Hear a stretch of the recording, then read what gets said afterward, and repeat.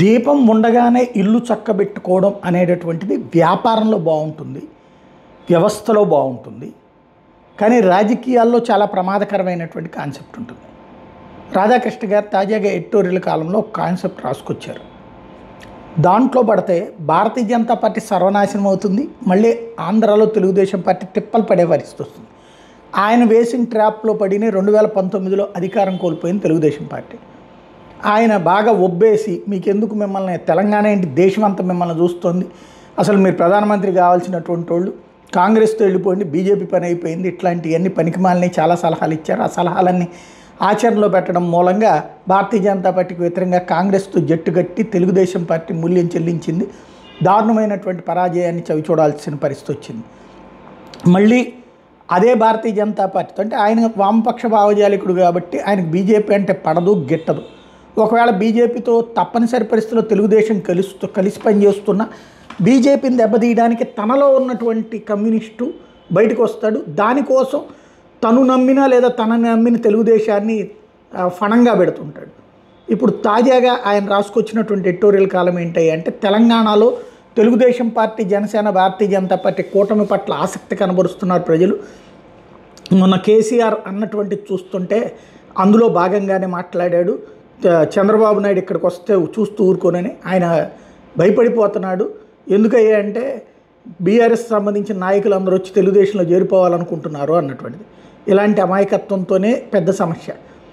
BRS ప్లేస్ని BJP occupy చేయాలని చూస్తుంది, కానీ మళ్ళీ తెలుగుదేశాన్ని తెలంగాణలోకి తీసుకొచ్చి తను ఎదుగుతున్నటువంటి స్థానాన్ని తెలుగుదేశం పార్టీకి ఇవ్వాలని ఆశిస్తుందా? తెలంగాణ నేతలు ఒప్పుకుంటారా? జాతీయ స్థాయి Bharatiya Janata party mind set ఒప్పుకుంటుందా? Bharatiya Janata party మిత్రపక్షాలను తొక్కుకుంటూ ఉన్నత స్థాయికి వెళ్ళడం అన్నటువంటి చేసిందని వీళ్ళే విమర్శించారు. శివసేన ఒకప్పుడే ప్లేస్లో ఉంది, ఇవాళ బీజేపీ ఎక్కడుంది, శివసేన ఎక్కడుంది. అదే సందర్భంలో ఒరిస్సాలో బిజు జనతాదళ్ ఎక్కడుంది, ఇవాళ ఎక్కడుంది. తమిళనాడులో ఏఐఏడీఎంకి ఎక్కడుంది, ఇప్పుడు ఎక్కడుంది. అంటే గత్యంతరం లేని పరిస్థితుల్లో పొత్తులు పెట్టుకున్న నిదానంగా తను ఇండివిజువల్గా ఎదగాలనుకుంటుంది. తను ఎదిగేటటువంటి సందర్భంలో తొక్కాలనేటటువంటి అవకాశం మిత్రపక్షానికి వస్తే, మిత్రపక్షం ప్రయత్నిస్తే దాన్ని తొక్కేస్తుంటుంది.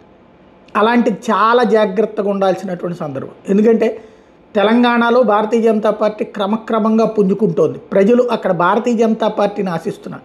తెలుగుదేశం అన్నటువంటి కాన్సెప్ట్ తెలంగాణలో వచ్చిందంటే భారతీయ జనతా పార్టీకి ఆత్మహత్య సదృశ్యం. 2014లో తెలుగుదేశం పార్టీతో జట్టు కట్టడం వల్లే ఆ టైంలో గ్యారంటీగా ప్రధాన ప్రతిపక్షం అయ్యేది. అధికారంలోకి వచ్చినా రాకపోయినా ప్రధాన ప్రతిపక్షం అయి ఉండేది. అప్పుడే కాంగ్రెస్ పార్టీ థర్డ్ ప్లేస్కి వెళ్ళిపోయి ఉండేది. కానీ ఆ రోజున చేసుకున్నటువంటి తెలుగుదేశంతో పొత్తు పెట్టుకోవడం వల్ల తెలుగుదేశం మేజర్గా లబ్ధి పొందింది. అదే సందర్భంలో భారతీయ జనతా పార్టీ దెబ్బతిన్నటువంటి పరిస్థితి. ఎందుకంటే ఏ తెలంగాణ ఉద్యమం పుట్టిందో ఆ తెలంగాణ ఉద్యమానికి వ్యతిరేకమైనటువంటి లేదా ఆ తెలంగాణకి సంబంధించి అసలు ఉద్యమానికి కారణమే నీళ్లు, నిధులు, నియామకాలు దోచుకున్నారు. దాంట్లో వాళ్ళందరూ ప్రధానమైనటువంటి కడుపు అంటే తెలుగుదేశం మీదనే, చంద్రబాబు మీద ఉంటుంది, హైదరాబాద్లో సంపాదించుకున్నటువంటి ఆస్తుల మీద ఉంటుంది. రూరల్ తెలంగాణకి ఆ కోపం ఎక్కువ ఉంది.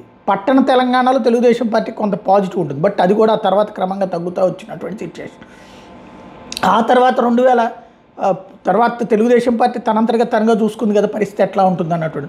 ఇవాళ కావాలంటే రమ్మనమంటే వస్తుంటారు, పోతుంటారు. దానికి ఎందుకంటే అధికారం ఎక్కడ ఉంది కాబట్టి ఈయన పదవులు వస్తే డబ్బులు ఖర్చు పెడతారు అన్నటువంటి ఉద్దేశం. బట్ ప్రాక్టికల్ సీన్ అది కాదు. భారతీయ జనతా పార్టీ ఇప్పుడు ఏంటి, 2014లో దెబ్బతింది. 2014లో ఆ పొత్తు కారణంగా 5 స్థానాలు పరిమితమైతే ఆ ఇంపాక్ట్ 2018లో 1 స్థానానికి పరిమితమైనటువంటి మళ్ళీ పుంజుకున్నది ఒక ఈటెల రాజేంద్ర విజయం, రఘునందన్ రావు విజయం. ఆ టైంలో మళ్ళీ తీసుకొచ్చి తెలుగుదేశం పార్టీ అది ఈ జనసేనతో పొత్తులు, ఈ ఇంపాక్ట్ వచ్చేటప్పుడు మొన్నటిసారి దెబ్బతిన్నటువంటి పరిస్థితి. జనసేనకి ఇచ్చిన సీట్లో ఎంత వాట్లు వచ్చినాయో అక్కడ ఓపెన్ సీక్రెట్. అదే సందర్భంలో తెలుగుదేశం పార్టీ 2019లో పోటీ చేసిన, మధ్యలో ఉన్నటువంటి బై ఎలక్షన్స్లో పోటీ చేసిన దానికి ఎంత ఓట్లు వచ్చినాయి అటువంటిది తెలుసు. ఇప్పుడు ఏంటంటే వాస్తవంగా చెప్పాలంటే తెలుగుదేశం, జనసేన భారతీయ జనతా పార్టీ బలాన్ని లాక్కోవాలని చూస్తూనే కాదు, వాళ్ళు చూడట్లేదు, వీళ్ళు చూసే ప్రయత్నం చేస్తారు. లేకపోతే వీళ్ళు ఎంకరేజ్ చేయడం వల్ల వాళ్ళిద్దరికి ఆశ పెరుగుతుంది. ఆశ పెరిగినప్పుడు డిమాండ్ పెరిగిందంటే రేపు పొద్దున ఇప్పుడిప్పుడే అటు కాంగ్రెస్ పార్టీకి కూడా దెబ్బతీసి మరి ఎమ్మెల్సీ ఎలక్షన్స్లో కూడా గెలిపించింది. కాంగ్రెస్కి 0 ఇచ్చి అదే సందర్భంలో 2 బీజేపీకి ఇచ్చి 1 వేరే పార్టీకి ఇచ్చేది వేరే యూనియన్కి ఇచ్చినటువంటి సందర్భం. అంటే అక్కడ ప్రభుత్వ వ్యతిరేకత పెరుగుతోంది. అదే సమయంలో బీఆర్ఎస్ని నమ్మట్ల, బీజేపీని నమ్ముతున్నారు. ఇట్లాంటి సందర్భంలో తీసుకెళ్ళి మళ్ళీ బీజేపీ, తెలుగుదేశం, జనసేన తెలంగాణలో పొత్తు అంటే కనుక బీజేపీ ఆత్మహత్య సదృశ్యమైనటువంటి పరిస్థితి.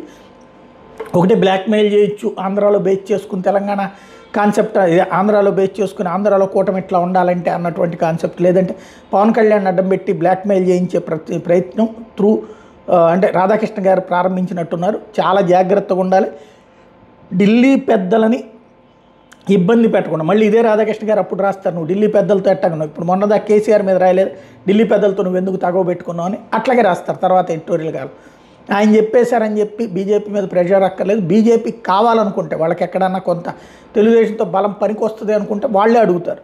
బట్ వాళ్ళు ఇండివిజువల్గా ఎదగాలనుకుంటున్నారు తప్పించి అక్కడ పొత్తులతో ఎదగాలని అనుకోవట్లేదు. ఒకవేళ పొత్తులు అయితే జనసేనని ట్రై చేసి చూశారు, అది దెబ్బతిని ఉంది. అంతకుముందు తెలుగుదేశంతో ట్రై చేసి చూస్తే దెబ్బతిని ఉన్నటువంటి కొంత మాత్రమే ప్రయోజనం ఉంది. ఆ కొంత ప్రయోజనం కారణంగా ఎంతో నష్టపోయినటువంటి పరిస్థితి కూడా ఉంది. కాబట్టి రాధాకృష్ణ గారి ట్రాప్లోకి పడకుండా బీజేపీ అధినాయకత్వం ఎలా కోరుకుంటే అలా వెళ్ళటం బెటర్. అట్లాగే భారతీయ జనతా పార్టీకి సంబంధించిన నాయకత్వం కూడా జాగ్రత్తగా ఆచితూచి అడుగు వేయాల్సిన సందర్భం.